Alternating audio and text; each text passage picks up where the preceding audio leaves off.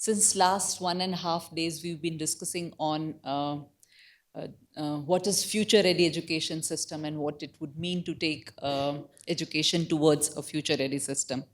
The second most important aspect, I think, is equity that we are going to look at in today's session. And what Vimla began with in yesterday's panel discussion when she said that we look at foundational learning as something static, but it is something which is not static and it is something which keeps changing. In the same way, I'm putting it in the context of future-ready education system, because the moment you put future-ready education system, Google will talk all about digital technology and digitization and a lot of such aspects. And we mentioned about chat GPT, AI, and other things. I put this to our panel in the context of equity.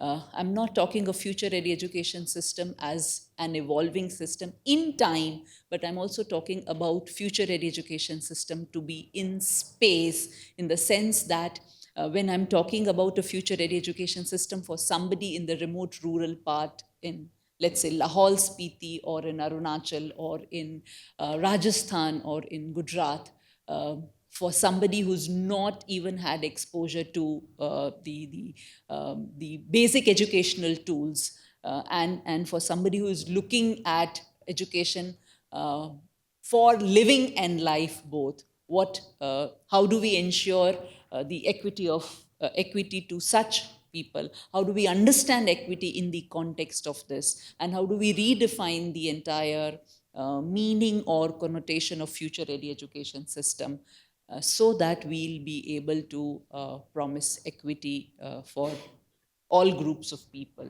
So in that diverse context that we have our clientele coming from, how do we really look at then future-ready education system in that context? Anybody can begin with, and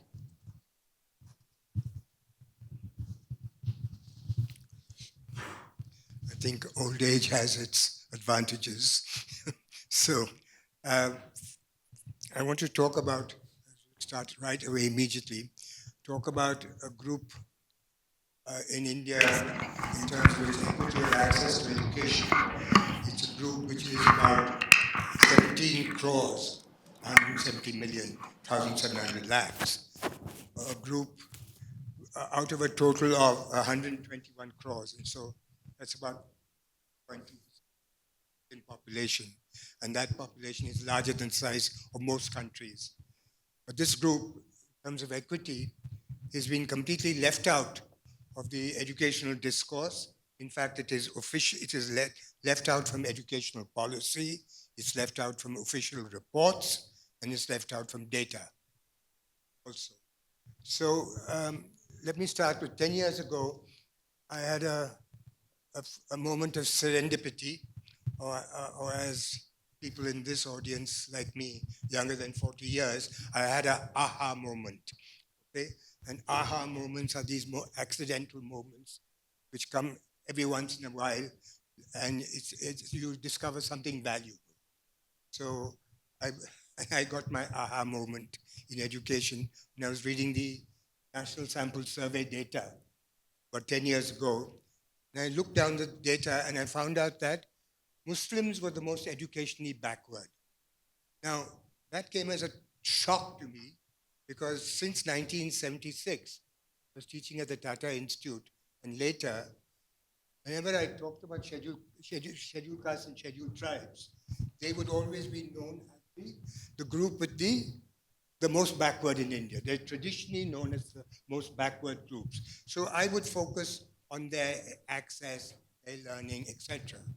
But suddenly I discovered that, so then I decided that what I'm going to do is I'm going to go and find out a little more about this. And I spent the next couple of years researching that, and eventually I wrote a report on it. Something called Lifting Muslims from the Bottom, the Education Ladder, a 21st agenda for Muslims in the 21st century, an agenda for the education of Muslims in the 21st century. It's an online report. Anyway, so Muslims are the most backward in terms of school education. Every stage of school education, they are far behind even scheduled castes and scheduled tribes. But they're especially backward in elite networks of schools. In elite networks of schools like Navodaya Vidyalayas and Kendriya Vidyalayas, they're even more backward than scheduled castes and scheduled tribes. Uh, and all this backwardness, whenever we talk about any large group, you must always don't look at the bare statistics, because that's deceptive. You have to look at it in terms of it's the size of the population. So you always compare the proportion with the size of the population. So if you are backward in school education, it's not surprising that they are also backward in higher education. And again, they're in the elite networks of higher education, IIMs, IITs, All India Institute of Medical Sciences, all the institutions of national importance, for which we have statistics. Muslims are the most backward, and far more than scheduled castes and scheduled tribes. They almost hardly appear in these institutions. I'd say almost, but they are there. So, and so the other features of this is that the highest dropout rates in school are Muslims. The largest number of youth who have never entered school are also Muslims. And not surprisingly, because of their backwardness in education, especially at the higher education level and upper stages of school education, they are also the lowest in terms of employment in the administrative services, in the judicial services, and the next other services, and and political representation. So if you look at political representation, they are the lowest. I am not now talking of existential threats to their lives or anything like that. I'm only focusing on their on their backwardness in both education and employment. I am not focusing on the overall larger political context. Now, there are two myths about Muslim educational backwardness, which I'm not saying that any of you over here subscribe to it, but in the public discourse, in the mass discourse, this is it. That, and it's a very common idea, that most Muslims are there because they go to madrasas, right? So it is madrasa education which does not fit them for employment, etc. That's very true. It only fits them to become Maulvis. But if you take the Sachar committee report, it said there were only 2006. It said there were only like 6% of Muslims in madrasas. The important thing, and maybe the percent has gone up from 4 to maybe between 4 and 10, but you never have the right idea because all of this is just mere speculation, all right, because it's very difficult to find out how many madrasas there are in India. It's very difficult to find out how many private unaided schools there are in India. I mean, it's all, at one level, it's all estimates and guesstimates. So the one thing is that they are all saying. The other thing is that in madrasas, many Muslims send their children to madrasas and they go to regular school. So that's an important area to understand. So while you may see a lot of Muslims going to madrasas, they're also going to regular schools. The second myth is, of course, that Muslims do not send their girls to school because a lot of Muslim parents are extremely conservative. Now, I also had an aha moment when it came to the data as far as Muslim girls are concerned. And I was extremely surprised to find out that there are more Muslim girls in school than Muslim boys at every stage of education. Right? That's one. And recently, I've also found out that there are more Muslim girls in college than Muslim boys. Now, at one level, it says a lot about Muslim girls, but it's also a very striking comment about the educational backwardness of Muslim boys. That's a separate issue which I'm not going to discuss here. But the issue really here is that if you now look in urban areas, you will see a lot of young Muslim girls going in for modern occupations. And very often may find there are a lot of Muslim girls who are marrying boys who are less educated. And this is something which is now coming up, which is an issue at some level. It can be a problem, but that's a separate concern. I don't know how much time. If I have time, I want to continue. You want to? Yeah. Okay, you can take 2 minutes. Now, the more important thing, as far as I'm concerned, is what do you do about this issue, right? In any problem like this, you have to get a feel for how large is the problem. If you want to tackle any problem, you have to know the numbers, small or big. Right? So, is it 100 you want to deal with, or is it 1,000, or is it a million, or is it lakhs? You still have to know the problem. So this is something. So you're talking, when you talk about Muslims in schools and colleges, you're talking about 290 lakhs. That is 2.9 crores, 29 million children. Children in schools and colleges. Incidentally, there's an equal number outside schools and colleges under 25. That's a special problem altogether. So when we're talking about this, the only agency that can take care of this is government. Okay? Government is the only agency that has the legitimacy, has the capacity, has the institutional resources, it has the financial and personnel who are capable of dealing large. So, and government itself has transformed the lives of disadvantaged communities. And you look at the experience of India, and I'm talking of India. You look at the Indian experience, government experience with scheduled castes and scheduled tribes.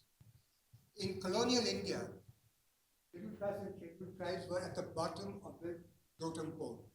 There were almost hardly any scheduled tribes students in colleges. And in colonial India, just before independence, Muslims were doing far better than scheduled castes. They were, in fact, comparatively an advantaged community. Now, after colonial India, and I'm talking about a very slow decline, I do want to point out this is not recent decline because of the BJP government. It's been a slow decline since independence. But because there's scheduled castes and scheduled tribes got reservation, and far more important than just mere reservation, in all schemes of education, they got special mention or special provisions from vocational education, coaching classes, to, more important, in DPEP and Sarva Shiksha Abhiyan, the large district level projects, NIPA, for instance, used to do extraordinary amount of research on scheduled castes and scheduled tribes to see where their access was in all these places. And very special attention was paid to their access, retention, and learning in all these big districts. For Muslims, there was no such interest because actually the data for Muslims started in 2000. The first education data for Muslims started in the around about 2010, when DICE started bringing out enrollment data, and soon after, All India AISH, All India Survey of Higher Education in India, started bringing out data in 2010. So we have actually no data on Muslims, all right, till about 2010. Prachar was among the first few people to actually talk about Muslims being educationally backward, but even there they had very limited data and they really didn't understand the issue. So when it came after this, NEP recently, when the NEP was being formulated, the NEP had committees, right? And I was talking out, I'm talking the draft NEP, not the NEP. When the draft NEP came, I put a lot, went and met them personally and wrote up some things showing that Muslims, you need to focus on Muslims because they are the most backward. So the final draft NEP, that long 400-page document, included Muslims as part of the educationally backward group. So I was a bit elated that, finally, had some little input into a policy discussion. But when the 2020 NEP came out, the interesting thing there was no Muslims were not mentioned at all. SCs and STs were involved in the discussion, but Muslims in the entire document was not mentioned at all. And there were reams, paragraphs after paragraphs on Sanskrit. Right? So you're forgetting about crores of people who are the most disadvantaged in our country. You're forgetting, you exclude them entirely from the discussion. But Muslims are not entirely moving only from just this document. They are not even present in the NCRT National NAS studies. NAS studies have been going on now for about 20 years. They brought out about 5 reports.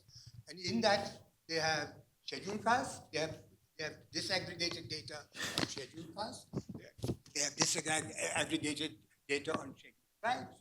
But, and recently, they have also included OBC, but there is no data on Muslims. I wrote to them some years ago about this, but I mean, just because you write, nothing will happen. It's one problem. So, and all our elite network, school networks, Navodaya Vidyalayas, KVs, Kendri Vidyalayas, to have a lot of work on SCs, STs, scheduled caste, scheduled tribes, but again, not on Muslims. I emphasize this lack of data, lack of in policy discussions, because without that, government is not going to act. Without that, you are unable to formulate schemes. You only have speculation, and you only have people saying, they are in madrasas, or their parents are conservative, and all of this. So you only are in the realm of myth and speculation, but without solid data. And this is what I would emphasize. We need very solid data. And the issue right now is if government is excluded, then what is the role of civil society and NGOs in this kind of situation where an entire group is excluded from the official education? May I come back to you again? Thank you. Can I have the mic? Saswati, with your experience that you have in some of the most backward districts in Rajasthan, in Chhattisgarh, in Jharkhand, and the kind of educational access that children have in these districts, how do you look at ensuring equity in the context of the future ready education system, and what be the challenges? Thank you for this question, and thanks to this organizer, both Flame University and LFE, for giving me this opportunity. So, as Kashyapi, you are asking me this question, I would like to say that I belong to Azim Premji University, and biggest opportunity I have that we are connected with the field in around 55 plus locations. And my journey began in the state locations, just one correction there that I didn't work much on Jharkhand, but I worked in Barmer, Rajasthan for quite some time. Also, I worked a little bit in Uttarakhand and also Chhattisgarh, the Bastar region. So those areas where I picked up deliberately because the kind of things what Dr. John was talking about, I have seen equity in a different way. That there are a lot of invisible inequity that is happening across the society. So where I'm coming from, probably pandemic has shown us what inequity means. What is when 2 years we did our children were not having the access to education, that face-to-face classes and all. And later part, there are a lot of conversation around learning outcomes, learning loss. Then probably across the country, we could realize that learning loss is happening at a scale, but this learning loss is not new to me because I come from such a kind of background, and I'm happy to say that I did my schooling in a flood-prone area where school was closed for almost 1.5 months. Not because the school building was getting affected, because school became shelter, and the children were coming from the nearby localities, villages, and they were not able to access the school, and therefore the learning loss was invisible. They were not coming to the school, classes were going on because academic session was going on. But at the end of the session, when the examination was happening, it is the same assessment pattern, same curriculum, and it is again, I normally show this cartoon in the classroom that everyone will have to climb the tree. It might be elephant, it might be crocodile, it might be a monkey. So everyone will have to climb the same tree. And that was the reason I lost, in one particular flood situation, I lost 32 of my classmates. They didn't turn up again. They didn't return to the classroom again in the next year.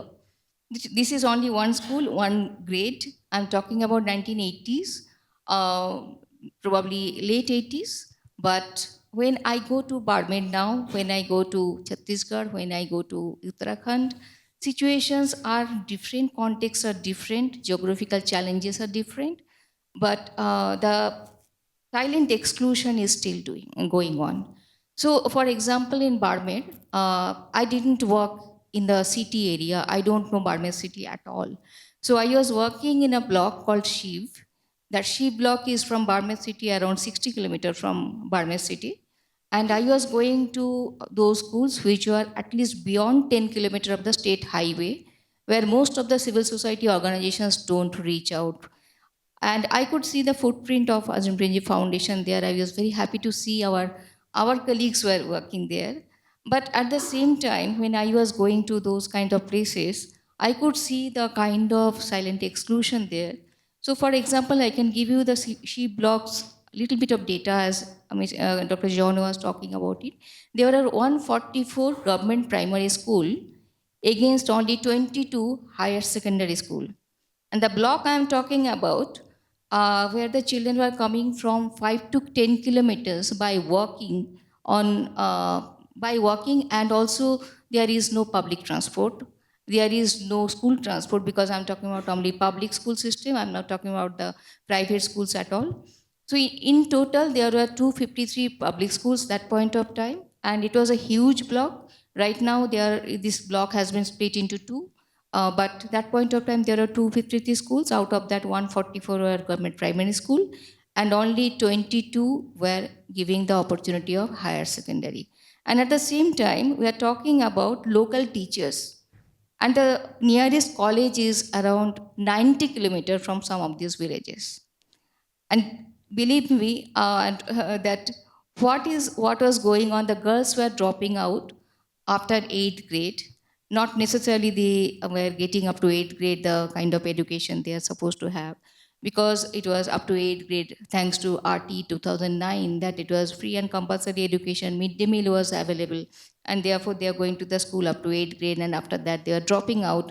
Most of the children were getting married or engaged. Even in the third grade classroom, I went and I found that children are so excited, girl children are so excited to show their Mangal Sutra, saying that I am already engaged. मेरा सगाई हो गया.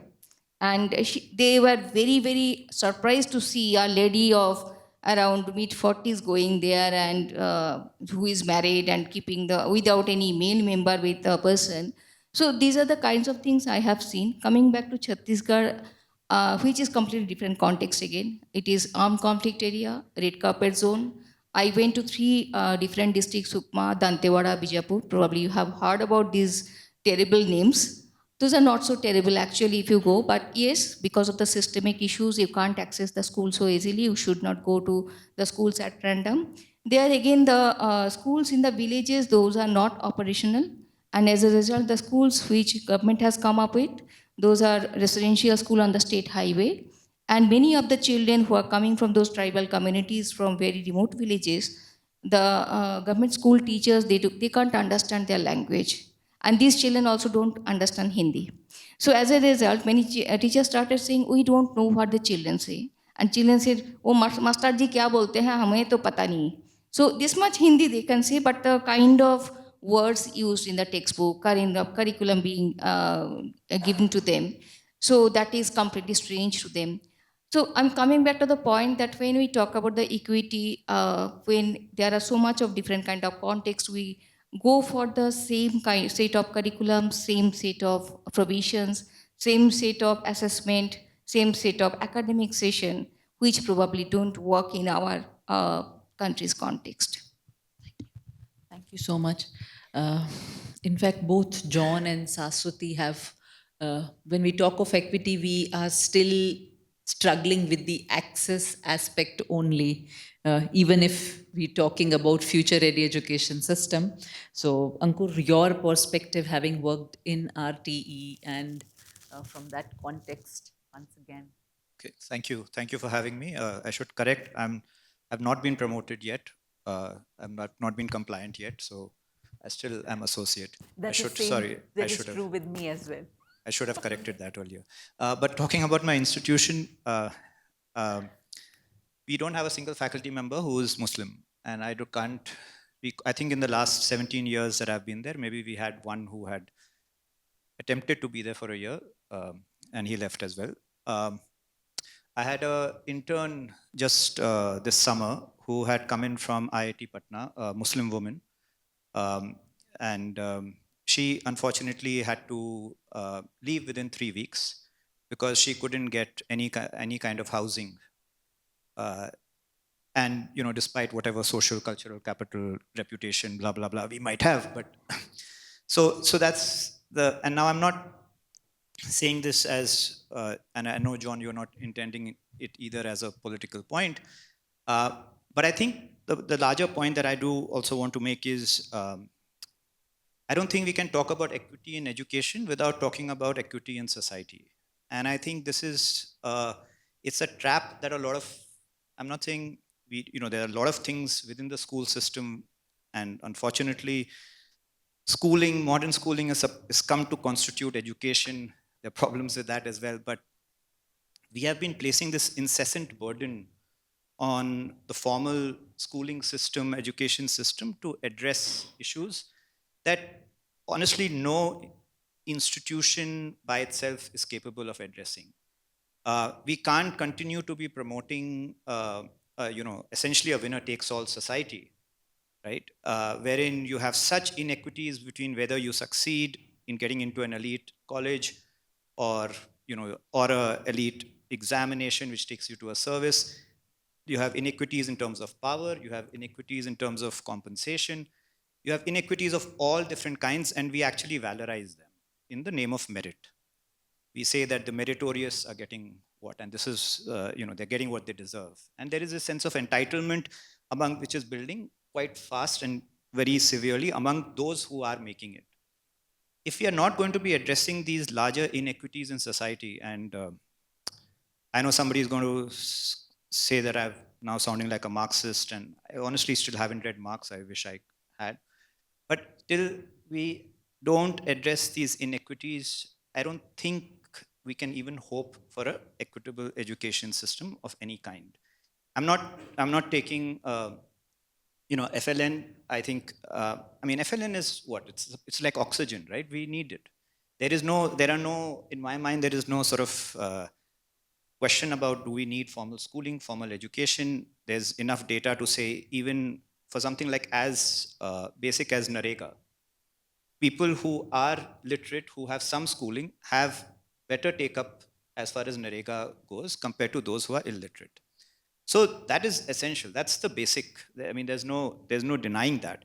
But the larger question still remains. I mean, okay, in this process, in this emphasis on FLN, etc., what is next? What's going to happen next? Are we building in capacity? I mean, is the manner in which we are doing FLN, for instance, is it building things in a way that we would actually have a pathway to folk who are, I mean, I don't want to point to anybody here, but there are children, making very beautiful films about the backgrounds that they're coming in. Do we have a real pathway for them? Until we start asking these larger questions about our society, about our culture, about politics, how things are organized, I think we are putting way too much pressure on the education system. Now, just briefly about the RTE, and I guess in some ways that's how I got plugged into the education ecosystem, the 25%. And by the way, when we talk about NEP, I'm quite amazed by the fact that RTE doesn't even find a mention. The right to education is absolutely forgotten by the government, by all of us. But that's the only real justiciable thing that is there. It's a part of the, I mean, it's a stemming from the Constitution, and we've forgotten it. But anyway, keeping that aside, the 25%, right? The 25% in private schools. And I started working on it, and then I realized, I quickly found myself in like this no man's land, right? The folk who work with government schools, who support government schools, and by the way, just to be clear, I definitely support government schools. They started in some ways, no, we don't work with, you're trying to promote private schools by working on RT, the 25%. The folk who run private schools, the gates were closed. Till then, IMA students, we could go in, talk to private schools. Once I started working with this, the IMA college students, etc., no private school wanted to talk to us. Now, I don't know what the educational outcomes of RT 25% are. I think that definitely needs, we've done some studies. I think we need more studies on all of that. But the 25% is not an educational intervention alone. It's essentially a societal intervention.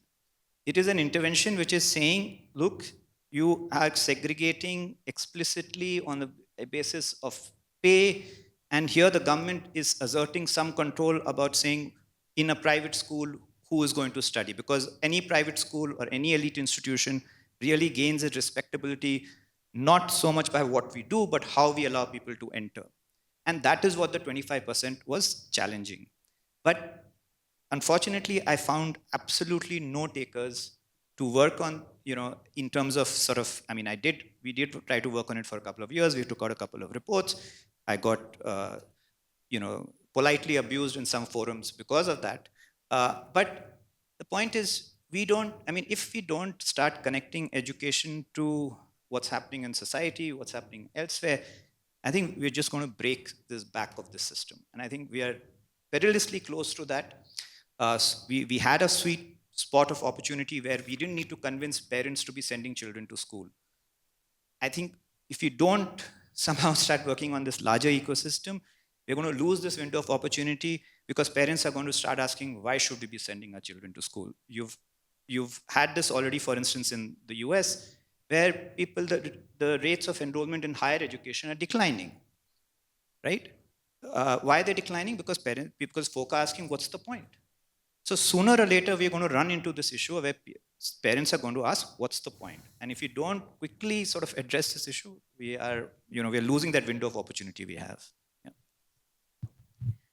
Thank you. I'm still struggling with the issue of excess. So while UDIAS or the documents say that we've been able to achieve 100% excess, with my student, we did a research in Iklavya model residential schools. And while there are schools, there is infrastructure, there is buildings, but of the 30 teachers, 28 of them are ad hoc, contractual, guest, only 2 permanent, one of which was a principal with no degree in education.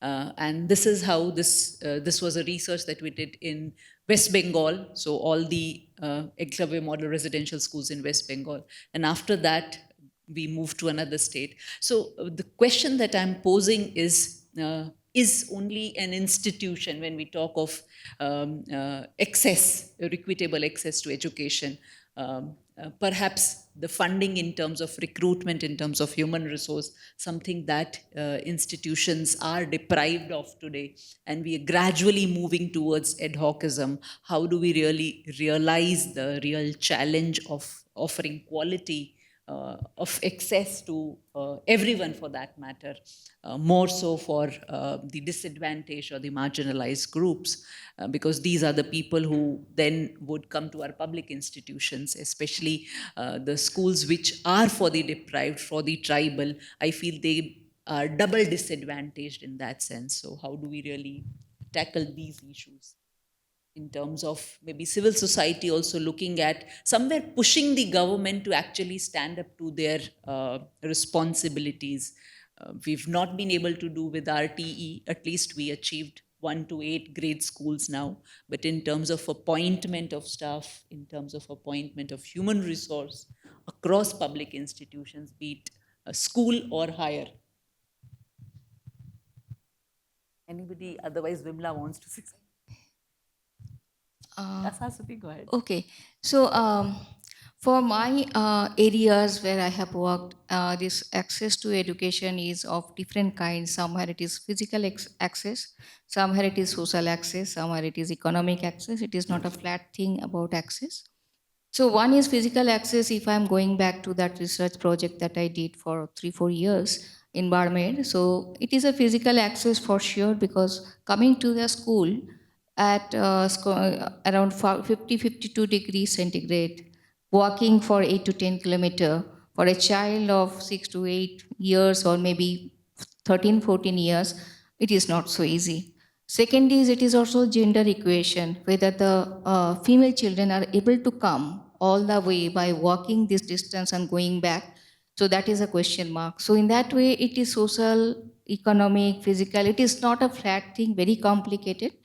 And second is, when it is access, as Kashyapi was mentioning about the teachers, in Barmet, that particular area which is coming under dark zone, but don't interpret dark zone as a socio-economically backward area. It is dark zone declared. 207 administrative blocks are declared a dark zone because of groundwater situation. It is not because of the socio-economic backwardness. So in these areas, what happened was, the government has made some kind of classification of the schools. So classification of the schools as well as the classification of the teachers. There are different levels of teachers. Level 1, grade 2, grade 3.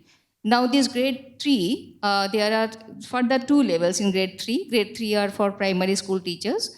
Grade 3 level 1 is primary school teachers who are eligible to teach 1st to 4th grade. And grade 3 second level is they are eligible to teach 5th to 8th grade. And similarly, grade 2 is for the high schools and higher secondary schools, and grade 1 is for the people who are eligible for head teacher position. So now what was happening, of course, you don't have electricity, you have electric connections. But I was there for quite some time, so I know though for 2-3 days I couldn't charge my phone for quite some time, and I didn't have any network connectivity. These kinds of areas, which teacher will go and stay for a long time? So as a result, government has taken a step. What is the step?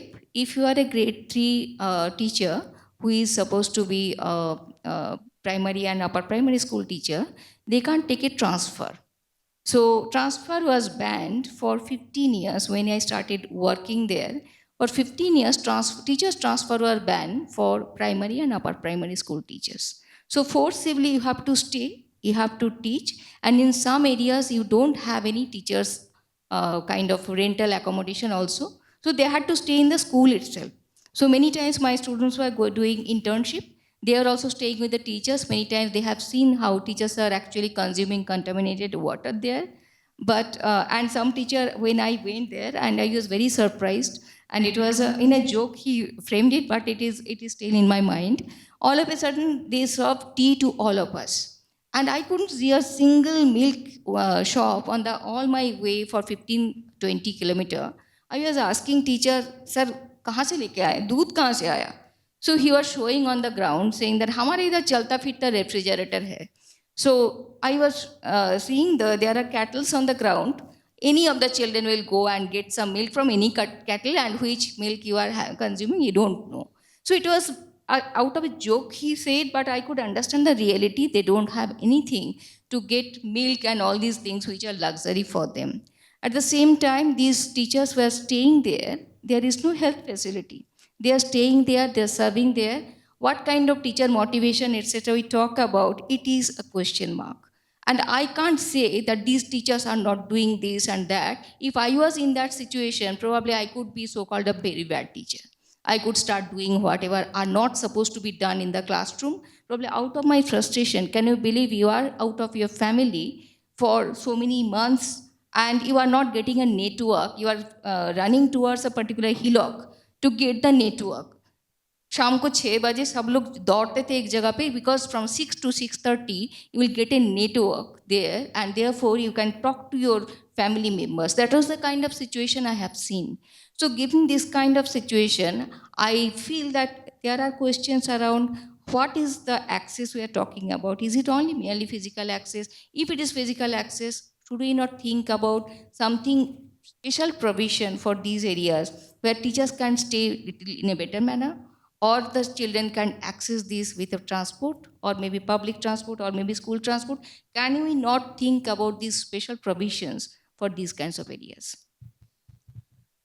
Very valid point made, because whenever we talk about excess, or whenever we talk about opportunities, in terms of, we talk more in terms of the students, but we miss out on the very important other aspect of the school education, that's the teachers, and how you are supporting the teachers to be able to actually provide that excess, which in terms of quality to the students who are in that area. John, I want to come back to you. This is from the point that Ankur made when he was talking about, unless we ensure equity in the society, we cannot really see it in the school system. I'm bringing an example from, once again, from Gujarat district, Kutch, and where Muslims are dominant in that sense, not a minority in that district, but where the students go to the madrasas in the morning and then come to the school in the afternoon. But the challenge, both in terms of the social acceptability of that community, which is a dominant community in that district, and how even when they are in school, actually there's this social exclusion, that silent exclusion that really happens, because culturally we've not been able to accept a community in that sense. Their cultural values, or their lifestyles, and their lot of such aspects, which becomes then a cause for dropout or absenteeism, both in terms of physical absenteeism, or also in terms of the improvement in learning outcomes. So, given your experience of having worked with minorities, especially Muslim minorities. I should, I should, in all honesty, say that I really have not worked with Muslims. I've only done research on them. So I'm basically speaking from a very much of an academic background, though I have worked with disadvantaged groups all my life. But I just wanted to tell you that only fairly recently have I even thought of Muslims as being disadvantaged, because all my friends who are Muslims are not poor. All right, so I come from that. I come from that class of society where Muslims, who I associate with, are middle class, upper middle class, if not rich. Okay, so that's the group that I work with. But you know, this question of problems of prejudice in schools is not just related to Muslims. It's related to all disadvantaged groups. Scheduled castes have it, scheduled tribes have it, and they have been historically, they have been the ones who've been faced the brunt of it, and they have faced it for decades. Pre-independence, they were excluded from schools. They continue to, even now, to be excluded from wearing certain kinds of clothes. I mean, you name it, you get those kinds of exclusion. So I would really be very, I just don't want to add to this issue of Muslims being separate, but they are facing all kinds of problems right now, which they did not face before. And I mean, I would say the extent of prejudice against Muslims, which was before not overt, is now being overt, even in public schools. What was hardly ever spoken about. There's a very good book by some upper middle class Muslim who's talking about that situation in this book. I've forgotten the name. Mothering Muslims, I think, and they put Yeah, M the othering separate Muslim. and call it That's right. othering Muslims. Othering Muslim. Yeah, I think that's the book. But I just want to say something, because I sort of disagree with you, Ankur. The issue of faith in the system, all right? I don't think we have reached that American situation over here where you have this problem of people losing faith in higher education. But also in America, you have many more opportunities outside the higher education system, which you have over here, but they're not well paying. I think the faith in the system continues, but it's a particular kind of faith. And the interesting thing is that what I see is the faith in English medium education. All right. Now, if you see it now, it was always there even prior to independence, but it was limited to a certain number. But in the last 3 decades, suddenly it has come up since the 1990s, 2000, because of the technological revolutions with computers, software services, etc., coming in. It has suddenly become very important. So people, for instance, even in RTE, they select good English medium schools. Because I've been asked, looking at the people which schools are, not all private schools have waiting lists to get into the RT reservation. In fact, there's lots of vacancies in many schools for RT.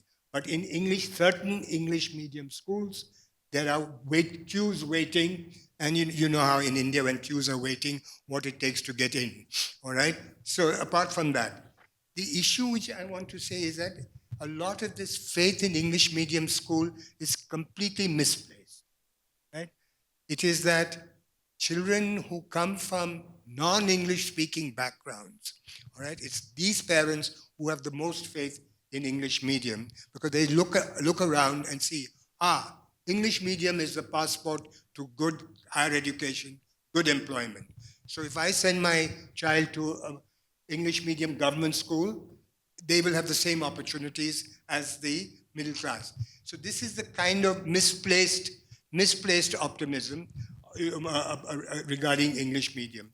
So I think the faith in the system is generally there because it's still, despite the high education unemployment rates in this country, there will be 1,000 people waiting for one small job, but 1,000 people will still continue to get educated to get that one job because it's a matter of having that little edge, the 1 degree edge or whatever to get that job.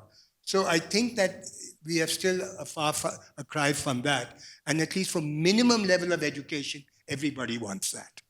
Thank you. Thank you. I'm putting one question to you, Vimla. You've also raised your hand, but before you actually speak yourself, you have a good amount of work on teacher motivation, teacher working conditions, teacher management studies. How do you look at all of it from the equity point of view, in the sense that the kind of conditions that teachers are working in, how it actually is impacting equity in terms of equitable outcomes, equity in the classrooms, curriculum, pedagogy? There's Mike here. Thank you, Kashipi. I'm sorry I have to leave for the airport at one sharp. So, you see, before I answer your question, I just want to talk about another dimension of equity which people are not talking about. All my life, I've worked on gender and social equity in school education. The one thing, the last study I did before I formally retired was a very in-depth secondary education study, which included about 9 states. And I found that in Gujarat, Rajasthan, Uttar Pradesh, and parts of Bihar, girls' higher secondary schools did not offer science at all.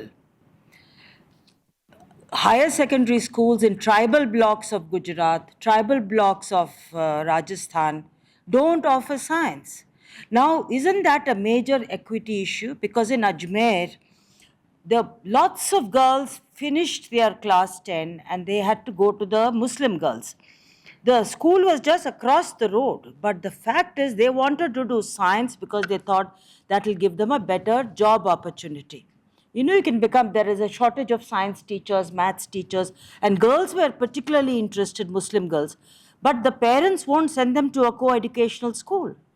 So, you see, there is this kind of equity issue which is glaring us on our face. There is no barrier at policy level, none at all, no barrier at policy level. But practically, Rajasthan will not listen. I've been talking to the Rajasthan government for over 35 years on this, but it hasn't made any dent. They say we don't get teachers for science in higher secondary. लड़कियों को क्यों चाहिए? And as a result, only 7% of higher secondary girls in government schools are doing science subjects, STEM subjects. Now, coming to this is, I think there is a huge equity and gender issue when it comes to teachers. See, what is happening is the most glaring inequity is contract teachers are posted in the most remote areas. They have no access to training. They have no access to any kind of capacity building. And there are some subjects in which there will only be contract teachers. Are you telling me physical education is not a worthwhile subject? Are you telling me music and dance is not a worthwhile subject to teach? So there is this whole divide between contract teachers and regular teachers. And the people who are contract teachers are the ones who are thrown into the most remote schools. You must have seen that in every remote school I've been to, it's been contract teachers. Show me one contract teacher in Jaipur city. No. And technically, Rajasthan doesn't have contract teachers. Okay? So, therefore, I think when it comes to teachers, there are various axes of inequality. One is this contract, non contract. One is the teachers who have the requisite training and those who don't have the requisite training. And the most important is this language barrier. You have many more Hindi and Sanskrit teachers and you say you want to introduce English. There are hardly any teachers who can teach English language. And this is incidentally also the situation in Punjab. They have introduced English medium everywhere, and Punjab hasn't. Now they have gone back. In between, they had introduced English medium, but there is a huge shortage of English teachers. So I think we need to be careful about when you talk about equity. There are various axes of equity.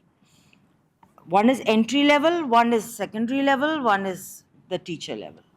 Sorry, I had to intervene before you finished. In fact, there are so many other yes.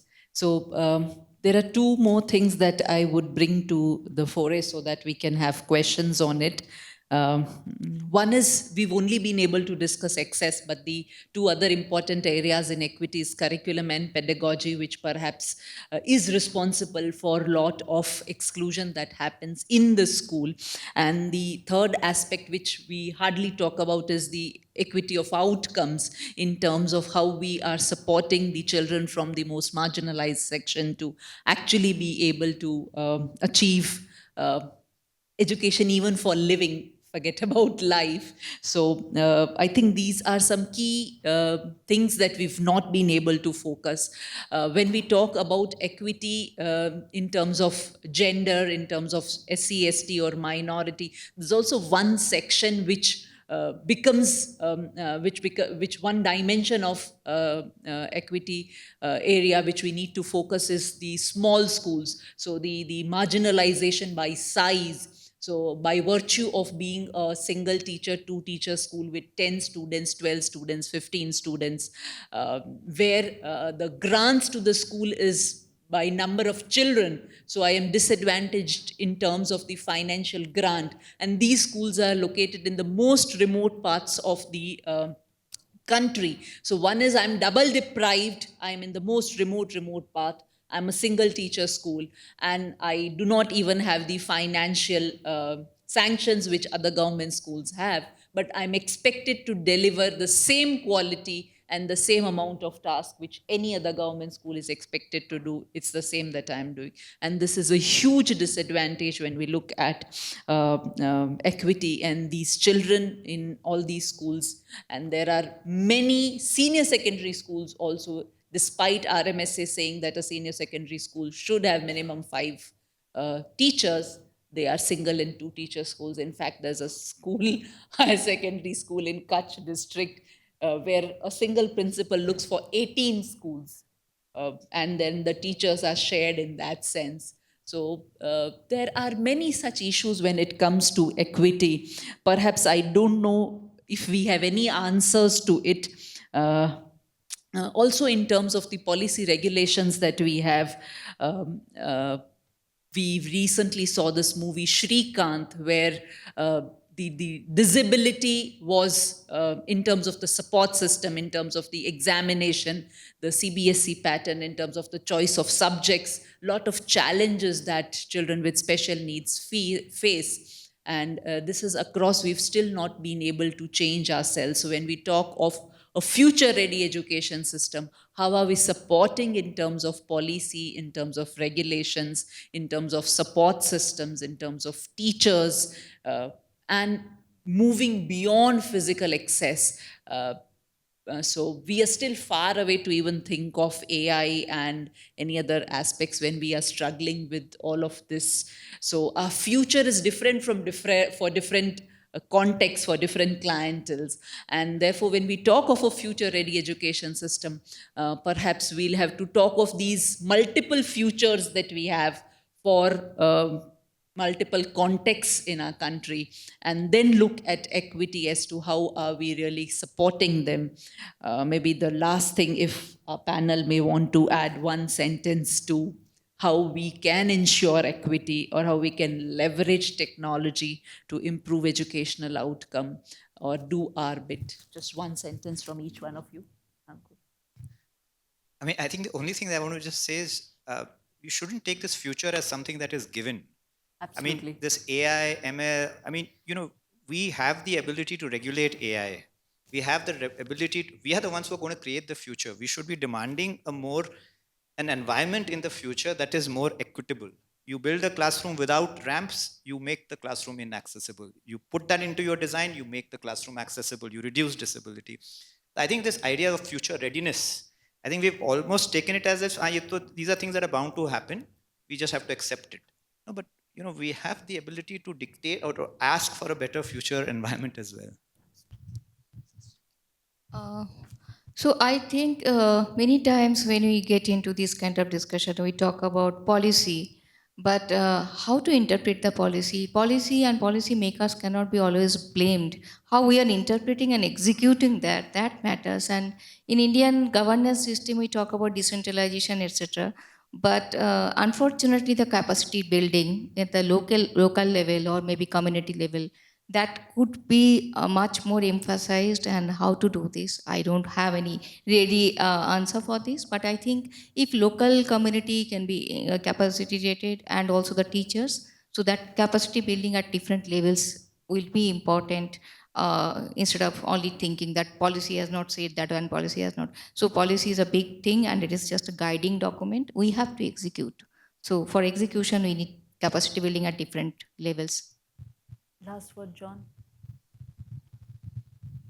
When one is supposed to give the last word and one is almost the last speaker, you have to think of something extremely profound, which everybody will now remember, and then they will take it back and they will reflect on it and things like that.